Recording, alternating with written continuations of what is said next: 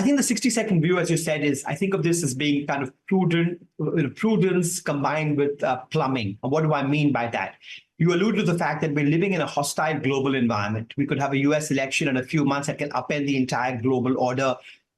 Interest rates in many parts of the world are at multi-decade highs, right? So this was not a time for fiscal adventurism of any sort. Also, despite the fact that growth in India was so strong last year, public debt to GDP kept creeping up. So the first order of business was to actually ensure that macroeconomic stability was reinforced.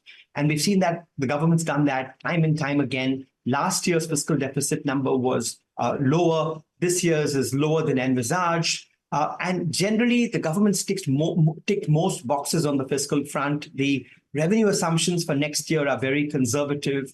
The quality of expenditure continues to improve, measured by the ratio of capital expenditure to revenue expenditure. Right? The finance minister spoke about bringing debt to GDP down in the medium term. So I think fiscal prudence is clearly one highlight of this. There was also kind of financial sector vigilance, where the government's acutely aware that asset prices should not be running ahead of economic fundamentals. But then there's the third part, which I think is the most important part, which is an attempt to try and fix the plumbing of the economy. I've been writing for a long time about how India's manufacturing has become very capital intensive. We all want consumption to pick up. Consumption runs through the labor market. And so boosting employment is the overriding challenge. And for the first time, we saw direct interventions in the labor market to try and redress that capital-labor balance. There was talk about factor market reforms and having to work with states.